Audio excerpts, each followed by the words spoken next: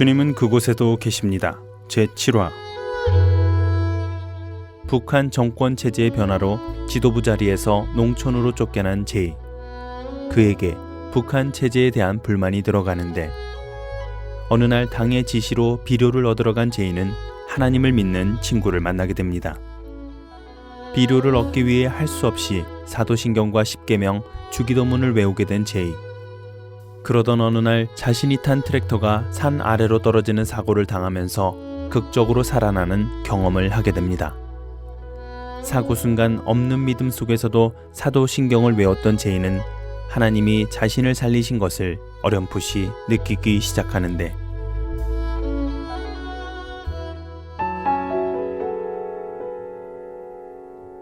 트랙터 360도 사건 덕에 농장에서 출발한 지 보름 만에 얻은 비료와 트랙터를 모두 하나님께 번제물로 드리고 저는 운전사와 함께 병원으로 실려갔습니다. 당시 병원에 끌려가서 보니 북한 땅에 얼마나 많은 반동들이 있는지, 이건 어느 놈이 용공이고 어느 놈이 반공인지 도무지 분간할 수 없을 정도였습니다. 내가 그동안 이렇게 많은 반공 분자들에게 애워싸여서 살았던가. 이런 반국에 반공도 용공도 아닌 채 사는 것은 매우 위험하다는 생각이 들더군요. 둘 중 하나를 선택해 명명백백 자신의 입장을 밝히지 않으면 둘 중 하나의 목숨이 날아갈 수도 있었습니다. 두 진영은 저처럼 이것도 저것도 아닌 사람을 포섭하기 위해 애를 쓰고 있었죠. 나중에 들은 얘기지만 제가 도농산국에서 하나님의 이름을 모독했다가 죽음의 문턱에 갔던 것과, 그리고 거기서 겨우 살아났다는 소식이 입에서 입으로 전해지면서 많은 사람들이 하나님의 살아계심을 인정하고 주님을 영접했다고 하더군요. 하여튼 저는 그렇게 위험천만한 사고를 당했으면서도 사실 특별히 다친 곳이 없었습니다. 어디 다치지 않은 곳이 없을 정도로 심각한 중태에 빠진 운전사와는 확실히 대조되는 모습이었죠. 당시 제가 입원한 병원의 의사는 신기하게도 저와 같은 소학교 동창이었는데, 고맙게도 그 친구는 하루도 빠짐없이 저를 찾아와 관심을 가져주었고 또 주변 사정에 대해 이런저런 얘기를 해주었습니다. 그래서 저는 편한 마음으로 의사 친구에게 난 이제 더 이상 아픈 곳이 없으니 당장 퇴원시켜주게 라고 부탁을 하였는데, 아니 그 친구는 저의 말을 묵살하는 것이 아니겠습니까? 게다가 아프지도 않은 저를 병원에 잡아두고는 집요하게 반공선전 공세를 펼치는 것이었습니다. 사실 지금은 그 친구 역시도 저와 함께 피를 나눈 형제로 순례자의 길을 걷고 있지만, 당시 그 친구는 제게 복음을 전하기보다 반동선전을 하는 것에 불과했습니다. 매일같이 찾아와서 유물론적 변증법은 천지를 창조한 창조자를 찾아가려는 인간의 허망한 생각에 불과하며 유실론적 변증법이 정확한 논증이라고 설득해대는데, 잘 알지도 못하는 말로 설득하는 것이 어찌나 지겹든지 하루는 너무도 지겨워서 화를 내며 소리쳤습니다. 유물론적 변증법이든 유실론적 변증법이든 주체 사상을 좋아하는 독재자한테 나가서 강의하시고 나한테는 제발 내 상처의 결과는 어떤지 살펴보시오. 나를 병원에서 내보내든지 아니면 잡아먹든지 빨리 대책을 취하란 말이오. 그러자 그 친구는 몹시 반색하며 이렇게 말했습니다. 아, 자식. 나 참 괜한 고생했구만. 일찌감치부터 네 정체를 확실하게 밝혔으면 이렇게 병원에 갇혀서 고생할 일은 없었을 거 아니야. 난 여태 네가 그렇게 말해주기를 얼마나 바랬는지 아나? 야야, 지금 당장 퇴원해도 좋다. 날래 가보라오. 그리고 내가 너한테 할 말이 좀 있는데 일 끝나고 냉큼 갈 테니 여기 적어준 집으로 가서 기다리고 있으라오. 알았지? 그 친구는 그동안 제 정체를 알기 위해 일부러 병원에 붙잡아 둔 것이었습니다. 무슨 영문으로 집에 가서 기다리라는지 궁금했습니다. 그래서 일단 혹시 밥이나 얻어먹을 수 있을까 해서 그 친구가 알려준 집을 찾아가 기다리기로 했지요. 그런데 제가 그곳을 찾아갔을 때 사람들이 기다리고 있었습니다. 그리고 그들은 죽은 아비가 살아 돌아왔대도 이만큼 기뻐할까 싶을 만큼 반색을 하며 저를 반겨주는 것이 아니겠습니까? 그들은 제가 전에 일하면서 몇 번 본 적이 있는 사람들이었는데 제가 자리에 앉자 말을 건네기 시작했습니다. 당신도 어차피 공화국이 말하는 소위 적색분자이니 이제부터 우리와 손잡고 제약으로 인해 생사 존망의 기로에 선 인민들을 정의로운 길로 인도하는 일을 하지 않겠습니까? 저는 단지 밥이나 얻어먹고 내일 농장으로 돌아갈 요량이었는데 이들은 제가 무슨 자유의 투사나 되는 줄로 여기고 반색을 하니 가소로웠습니다.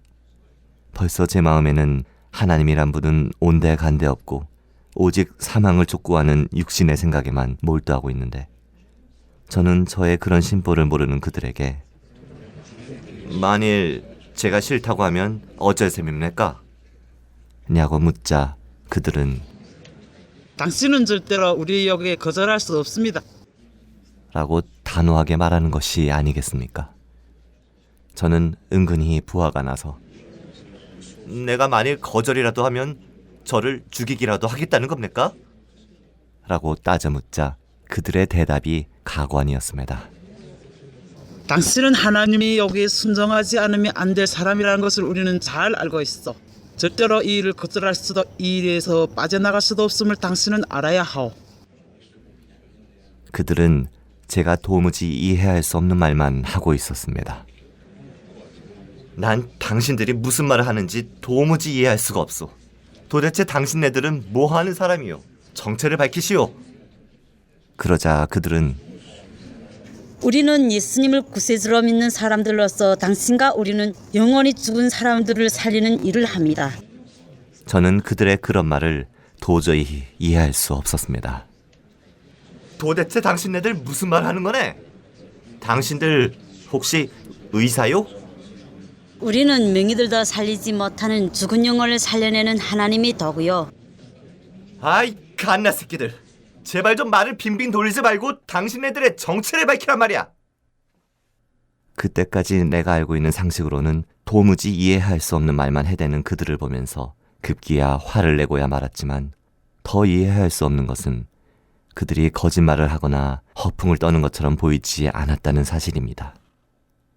사기꾼 같은 말과는 달리 그들의 진실된 표정에 제가 몹시 혼란스러워하자 그들은 제게 예수님이 우리의 구세주이며 이 사실을 인민들에게 알려 죽어가는 그들을 살려내야 한다고 차근차근 설명했습니다. 아니, 예수가 구세주면 인민들에게 예수를 믿으라고 외치면 그만이지 않습니까? 그랬다가는 당장에 목숨을 잃을 수도 있어. 죽음을 그토록 무서워하면서 민생단 투쟁을 하고 있습니까? 그런 소리 하지 마시오. 하나님의 일은 그렇게 감정적으로 해서는 안 됩니다. 제이 동지, 이 도시에서 누구보다 영향력이 막강한 당신이 앞으로 조직할 기도회의 책임자가 되어주시오. 이건 또 무슨 뚱딴지 같은 소린가? 구세주니 영혼이니 생명이니 도무지 알 수 없는 말들을 조업하는 것도 힘에 겨운 마당에 나더러 뭘 책임지라고? 하지만 저도 당의 가시와 같은 사랑에 버림을 받아 농촌 구석에 처박혀 있던 터라 하나님 나라의 간부가 되라는 말이 싫지 않았습니다. 그러면서도 혹시 이들이 나를 반동의 수장이라는 간판을 목에 걸어주고 위험한 상황이 닥치면 자기들은 쏙 빠지고 나만 궁지에 몰아넣는 것은 아닌가 하는 의심을 거둘 수 없었습니다. 그렇지 않아도 하늘나라에 갔다 왔다는 운전사가 전해준 이야기도 있고 해서 저는 그런 막중한 일을 할 만한 사람이 아니라고 거절했습니다. 하지만 당신은 누가 시키지 않아도 당신이 자처해서 일을 감당하게 될 것이요. 그러니 이 자리에서 그 여부를 가리지는 맙시다. 그들이 하는 말마다 저는 어안이 벙벙해졌습니다. 그들이 말끝마다 하나님의 일, 하나님 일이라고 들먹거려서 단호하게 거절하자니 사실 마음에 걸리기는 했습니다. 하나님이 당장이라도 이 갓나 새끼 360도 돌기에도 아직 정신을 못 차렸구나. 아이의 목을 쳐야 네가 정신을 차리겠느냐? 하며 호령할 것 같았기 때문입니다. 당시 저는 트랙터의 360도 사건 이후 트랙터만 보면 온몸이 굳어지면서 그날 일이 파노라마처럼 지나갔습니다.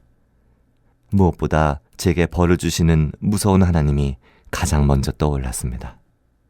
그런 제게 그들은 하나님이 저를 조직의 책임자로 세우기로 뜻을 정하셨다고 하니 더욱 갈등이 되었던 거죠. 그들이 무슨 생각을 하는지 잘은 모르겠지만 제가 자신들과 같은 적색분자라고 확신한다면서 이 산골 도시에서 그들과 뜻을 같이 하는 사람들을 말해 주었습니다. 세상에, 이 작은 산골에 그렇게 많은 사람들이 적색분자였다니 놀라서 까무러칠 지경이었습니다. 그런데 놀랍게도 저는 운전사의 예언대로 또 다른 사람들의 예언대로 죽음보다 더 무서운 마음의 고통과 육신의 고통을 모두 겪고 나서야 제가 자처에서 기도회의 책임자가 되었습니다. 주님, 홍해의 기적을 맛본 이스라엘 백성이 곧 다시 하나님을 배역한 것 같이 저도 목숨이 붙어 있으니 하나님을 배역할까 두렵습니다. 살아있는 것에 만족하지 않고 하늘에 소망을 두어 오늘도 죽는 하루를 살게 하옵소서. 주님이 살아 역사하시는 성전이 되기를 원합니다.